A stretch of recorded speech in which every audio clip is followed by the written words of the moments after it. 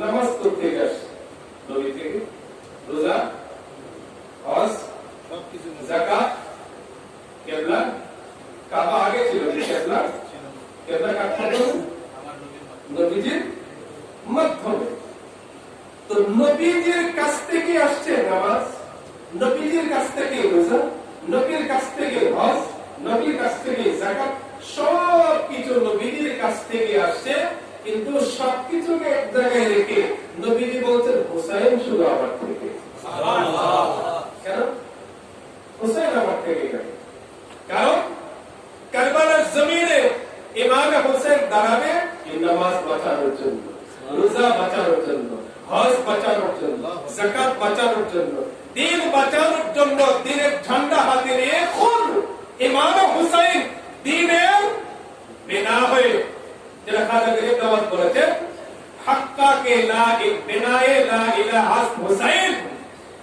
বাস্তবতা হলো, প্রকৃত সত্য হলো, ইসলামের মূল ভিত্তি হচ্ছে ইমামে হুসাইন। সুবহানাল্লাহ।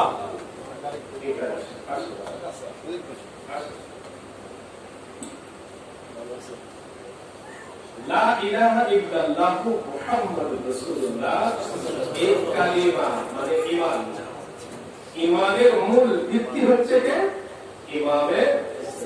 দেখো খাজা গরিব নওয়াজ 1400 বছর পরে বা 1200 বছর পরে বা আমাদের থেকে অনেক আগে 600 বছর বা 800 বছর পরে খাজা গরিব নওয়াজ বলেছেন। কিন্তু আমার দয়ার নবী হাদিস শরীফে 1400 বছর আগে ইশারা দিয়েছেন হুসাইন মিন্নি, হুসাইন আমার থেকে। কেন? আমি তো সেদিন কারবালার জমিনের সশরীরে আমি উপস্থিত থাকবো না, কেউ আমাকে দেখবে না, ইমাম হুসাইন ঠিকই দেখবে, ইমাম হুসাইনের সাথে আমি থাকবো। কিন্তু ওই জমিনের মধ্যে ঈমান এবং দ্বীনকে হত্যা করার জন্য যখন 22,000 জানোয়ার আসবে, তখন দ্বীন বাঁচানোর জন্য দ্বীনের পিলার ইমাম হুসাইন দাঁড়িয়ে যাবে। সুবহানাল্লাহ। এই জন্য রাসূল বলেছেন হুসাইন আমার থেকে। আমি দ্বীন প্রতিষ্ঠা করেছি, আমি নামাজ প্রতিষ্ঠা করেছি, আমি হজ প্রতিষ্ঠা করেছি, যাকাত প্রতিষ্ঠা করেছি, যত বিধিবিধান সবকিছু প্রতিষ্ঠা করেছি। আর সমস্ত বিধিবিধানের উপর যখন তলোয়ার চালাবে, তখন ইমামে হুসাইন শরীফ সমস্ত তলোয়ারকে উৎখাত করে দিয়ে দ্বীনের ঝান্ডা আবার উত্তোলন করে দেবেন। এই জন্য রাসূল বলেছেন হুসাইন আমার থেকে। সুবহানাল্লাহ।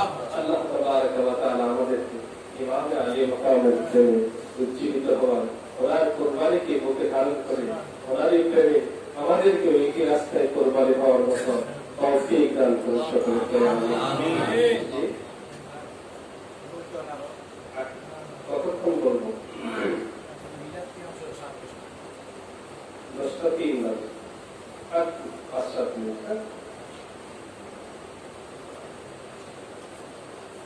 এখন আরেকটা ছোট্ট কথা বলি। ইমাম আলী মাকামে সর মুবারক যখন ইজিদ বাহিনী বর্ষার আগায় গেতে নিয়ে যাচ্ছে, কোরআনের আয়াতে কারিমা যেটা তেলাওয়াত করেছিলেন সেটা অনুবাদ করতে পারলাম না, শুধু একটু অনুবাদ করে দিই। আল্লাহ বলতেছেন ইয়া আইয়ুহাল্লাযীনা আমানুস্তাঈনু বিস-সাবরি ওয়াস-সালাহ। হে ঈমানদারগণ, তোমরা আল্লাহর কাছে সাহায্য চাও ধৈর্য এবং নামাজের মাধ্যমে। যখন ধৈর্য এবং নামাজের মাধ্যমে সাহায্য চাওয়ার কথা বলেছেন, তখন আল্লাহ পাক রব্বুল আলামিন পরের আয়াতে এরকম করে বললে মনে হয় ওরা খুশি হয়ে যায়।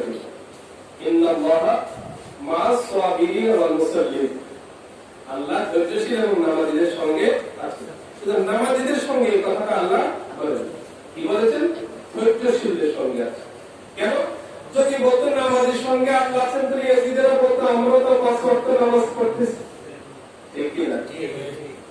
এজন্য আল্লাহ পাক রব্বুল আলামিন কি বলেন? মুসল্লিদের সঙ্গে আছে। এটা কার সঙ্গে আছে? নামাজও পড়ছে মুসল্লি উপরে ধৈর্যশীল, হজ করছে হাজী কিন্তু ধৈর্যশীল, যাকাত দিয়েছে দাতা কিন্তু ধৈর্যশীল, ইবাদত বندگی করছে আবেদ কিন্তু ধৈর্যশীল। তার সাথে আল্লাহ পাক রব্বুল আলামিন ধৈর্যশীলের সঙ্গে আছে। এই আয়াতে কারিমাতুল্লাহ একেবারে উলাইকা আলাইহিম সালাওয়াতুম মির রাব্বিহিম ওয়া রাহমাহ ওয়া উলাইকা হুমুল মুহতাদুন।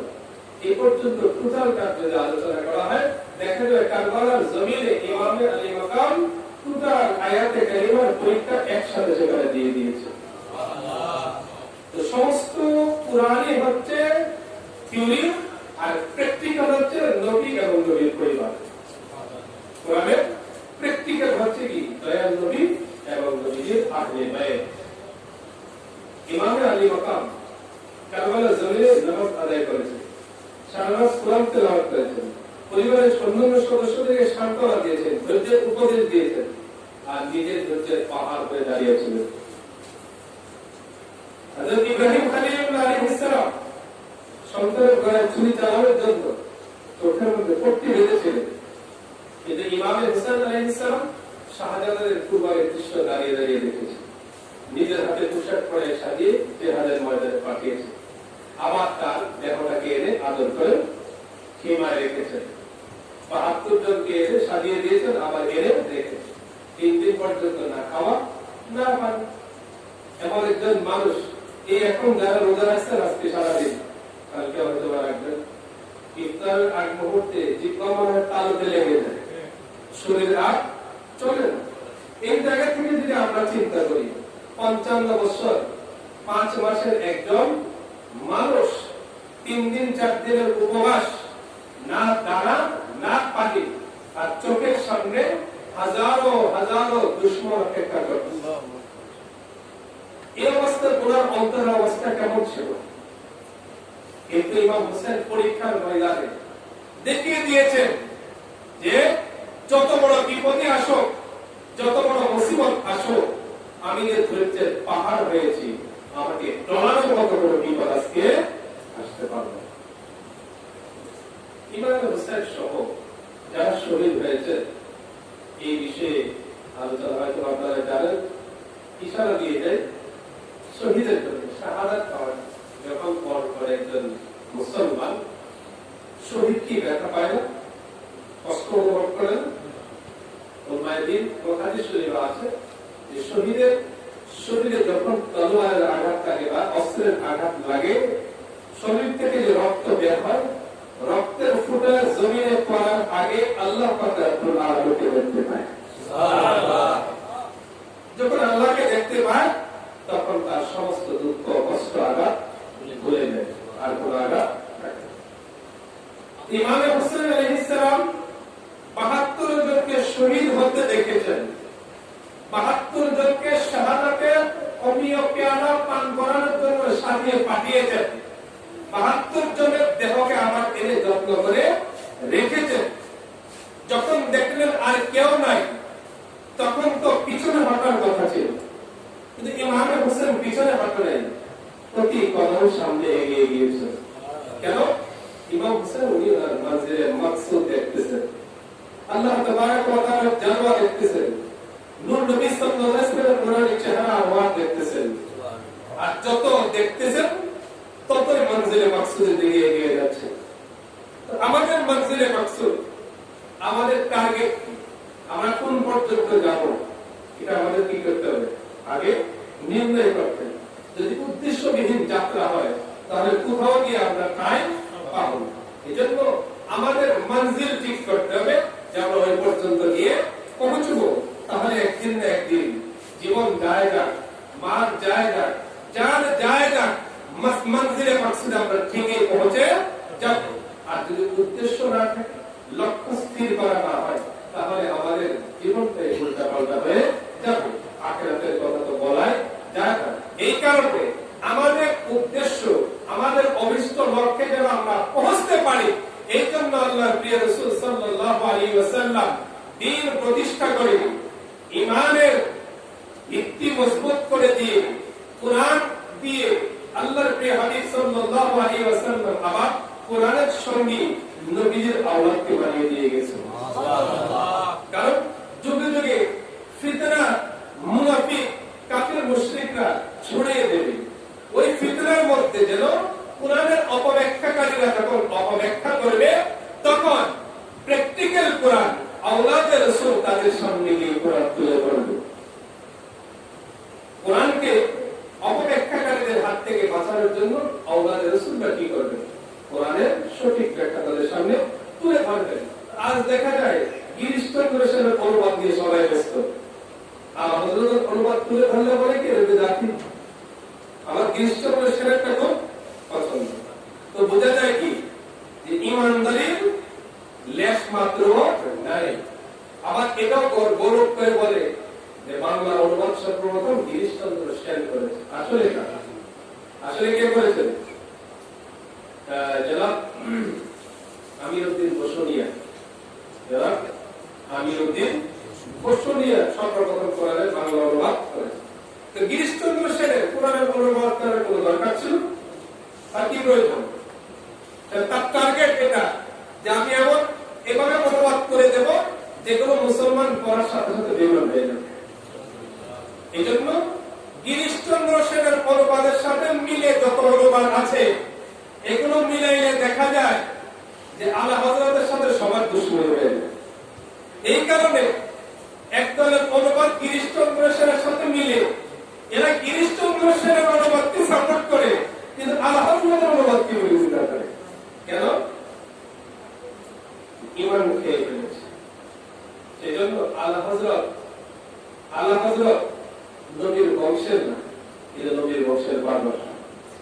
আলা হযরত যখন নবীর বংশের পাগল হয়েছে তখন নবীর বংশ আলা হযরতের মাসলাকের উপর জামিয়া আহমদিয়া প্রতিষ্ঠা করে দিয়েছে। সুবহানাল্লাহ। আলা হযরত যখন নবীর প্রেমে দিওয়ানা হয়ে গেছে তখন নবীর আওলাদকে অন্তরে স্থান দিয়ে দিয়েছে। সুবহানাল্লাহ। অনুরূপ আলা হযরতের প্রেমিকরা যারা নবীর আওলাদের সাথে সম্পর্ক করে নিয়েছে, দুনিয়াতে আমরা দেখতেছি যে এদের চেহারাও যা, এদের মনের মধ্যে আনন্দ, এদের দুনিয়াদারি দিনদারি সবকিছুর মধ্যে একটা ব্যালেন্স আছে, কিন্তু এর বাহিরে যারা আছে, নামাজ আছে ঠিকই, রোজা আছে ঠিকই, হজ যাকাত আছে ঠিকই, চেহারা সুরত ফিটনেস সবকিছুর মধ্যে অনেক আওলাদ এগুলো আমরা বলতে চাই না, এটা দেখলে আমরা দেখি বোঝা যায়, সেগুলো বলার আমাদের দরকার নেই। তারপরে বুঝিয়ে দিতে হয়, ইশারা দিতে হয়। নবীজি হাদিসে বলেছেন উনজুর আম্মান তাআখুযুল ইলমা। হযরত উলামায়ে কেরাম উপস্থিত আছেন। আল্লাহ রাসূল বলেছেন যখন তুমি কারো কাছ থেকে জ্ঞান অর্জন করো তখন তার চেহারা আগে দেখো, তার চেহারা ভালো করে দেখো, তার চেহারা কি হৃদয়ে আয়না, হৃদয়ে কি আছে এটা চেহারার মধ্যে কি ফুটে ওঠে। তখন চেহারা ফুটে উঠবে তখন বুঝে নিও ভালোটাও ফুটবে মন্দটাও ফুটবে। হযরত মুজাদ্দিদ হাসান রাদিয়াল্লাহু তাআলা দুই শাহজাদা দুজনকে পড়াইলেন। নাম তো বলে গেছি কালী সাহেব। উনি যখন পড়াইতে ওনাকে নিয়োগ দিয়েছেন তখন মুজাদ্দিদ আল-ফিরা মোল্লা তাহের লাহুরীকে নিয়োগ দিয়েছেন প্রাইভেট টিউটর হিসেবে। কার? হযরত মুজাদ্দিদ আল-ফিসানি রাদিয়াল্লাহু তাআলা দুই ছেলেকে পড়ানোর জন্য প্রাইভেট শিক্ষক নিয়োগ দিয়েছেন। মুজাদ্দিদ আল-ফিসানি রাদিয়াল্লাহু তাআলার সামনে এসে চেহারাটা একটু দেখছে, দেখে বাচ্চাদেরকে গিয়ে বললেন, বেটা তোমাদের উস্তাদ তো সমস্যা আছে, তোমাদের উস্তাদ কি আছে? সমস্যা আছে। আমাদের কি সমস্যা? যার কপালের মধ্যে লেখা আছে মোল্লা তাহের লাহুরী শাকিয়্যুন, মোল্লা তাহের লাহুরী হতভাগ্য, ওর কপাল ভালো। তো ভালো এবং মন্দ এটা কোথায়? এখানে লেখা আছে যে আহলে নজর সে দেখে, আর যার নজরে খারাপ সে তো নিজেরটাই দেখা দরকার পেয়ে গেছে। তো যখন বললেন মোল্লা তাহের লাহুরী শাকিয়্যুন, মোল্লা তাহের লাহুরী হতভাগা, তো ছেলেরাও তো আল্লাহর বুজুর্গ বান্দার সন্তান, আল্লাহর ওলিরা রহমতের ভান্ডার। এটা আমার কথা, এটা আল্লাহর কথা। রহমতের স্টেশন, ঠিক না? হ্যাঁ, রহমতের মার্কাজ হচ্ছে কি আল্লাহর ওলিরা। আল্লাহ কোরআনে বলতেছেন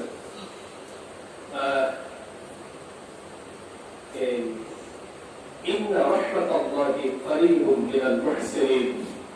নিঃসন্দেহে আল্লাহর রহমত, আল্লাহর মুহসিন বান্দা যারা ওলিরা তাদের কাছে আছে। তাহলে কোরআনুল কারীম, তো কোরআনের পাঠ বলতেছেন রহমত আল্লাহর ওলিদের কাছে। তাহলে আল্লাহর ওলিরা কি? আল্লাহর রহমত পাওয়ার সেন্টার। তো যখন মুজাদ্দিদ আল-ফিসানি আল্লাহর ওলি, তো ওনার সন্তানরা তো ওলির সন্তান।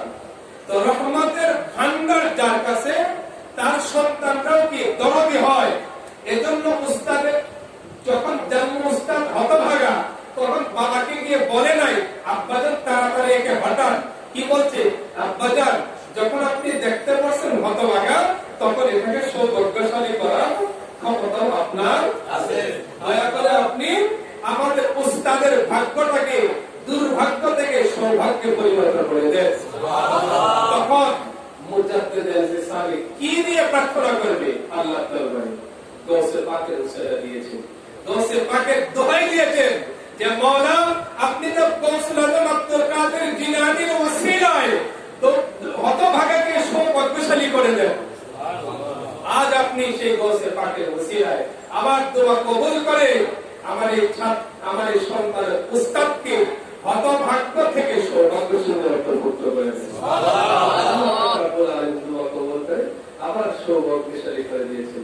এবার লেখা মোল্লা তাহের লাহোরী সাঈদ, মোল্লা তাহের লাহোরী কি সৌভাগ্যবানদের অন্তর্ভুক্ত হয়ে গিয়েছে। এই জন্য আমরা যখন ইলম অর্জন করবো, জ্ঞান অর্জন করবো, কারো কাছ থেকে মাসআলা মাসাইল জিজ্ঞেস করবো, তখন আগে চেহারাটা ভালো করে জিয়ারত করবো, জিয়ারত করে তারপর তার কাছ থেকে আবেদন নিবেদন করবো।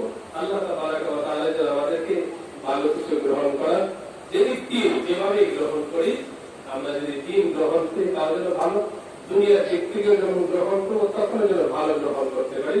আল্লাহ তাআলা আমাদের সবাইকে তৌফিক দান করুন, সকলে করি আমিন। আলহামদুলিল্লাহি রাব্বিল আলামিন।